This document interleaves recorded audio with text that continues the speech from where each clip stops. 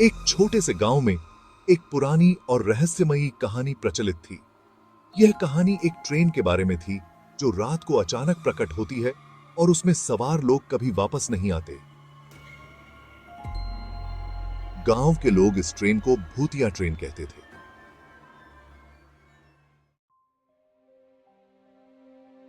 गांव के एक युवक राजेश ने इस कहानी को हमेशा एक अफवाह माना।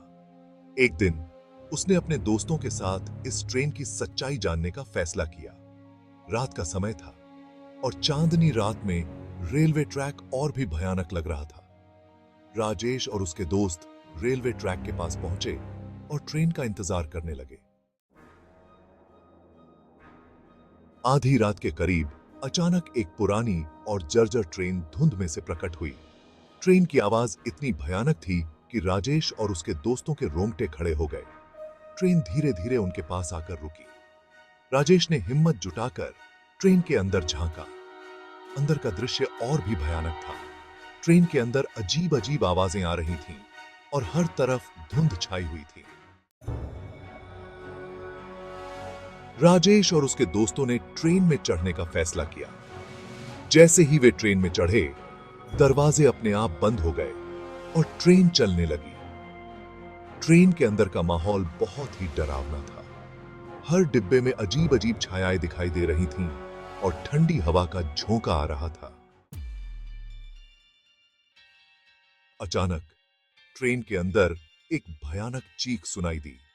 राजेश और उसके दोस्त डर के मारे इधर-उधर भागने लगे, लेकिन ट्रेन का रास्ता भूल गए। तभी एक सफेद साड़ी पहने हुए और बिखरे बालों वाली भूतनी उनके सामने आ गई। उसकी आंखें लाल और चमकदार थीं। राजेश ने हिम्मत जुटाकर भूतनी से पूछा, तुम कौन हो? भूतनी ने एक भयानक हंसी के साथ जवाब दिया, मैं इस ट्रेन की रानी हूं और तुम सब अब मेरे मेहमान हो। अचानक ट्रेन की दीवारें खून से लाल हो गईं और राजेश के दोस्तों की चीखें ट्रेन में गूंजने लगीं। राजेश ने भागने की कोशिश की, लेकिन भूतनी ने उसे पकड़ लिया और ट्रेन में हमेशा के लिए कैद कर लिया। गांव के लोग कहते हैं कि आज भी रात को उस रेलवे ट्रैक पर ट्रेन की आवाज सुनाई देती है और कोई भी वहां जाने की हिम्मत नहीं करता। कुछ साल बाद गांव में एक नया परिवार आया। इस परिवार में एक छोटी बच्ची थी जिसका नाम राधा था। राधा को ट्रेन के बारे में कुछ नहीं पता था। एक दिन खेलते खेलते वह रेलवे ट्रैक के पास पहुंच गई। अचानक वही पुरानी ट्रेन धुंध में से प्रकट हुई और राधा को अपने अंदर खींच लिया। राधा ने देखा कि ट्रेन के अंदर वही भूतनी थी। भूतनी ने राधा से कहा, तुम यहां क्यों आई हो? राधा ने डरते हुए जवाब दिया, मैं खेलते खेलते यहां आ गई। भूतनी ने एक भयानक हंसी के साथ कहा, अब तुम भी मेरे साथ यहां रहोगी, पर तुम भी मेरे साथ की।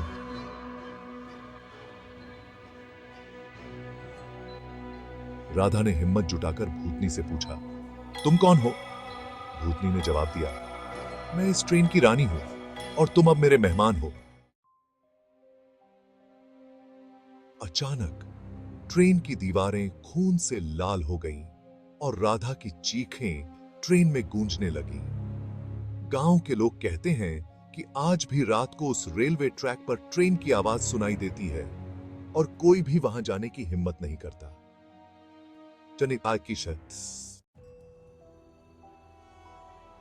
इस घटना के बाद गांव के लोग और भी डर गए और रेलवे ट्रैक के पास जाने से कतराने लगे। ट्रेन अब भी रात को प्रकट होती है, अपने रहस्यों और भयानक कहानियों के साथ, और कोई भी उसमें सवार होने की हिम्मत नहीं करता।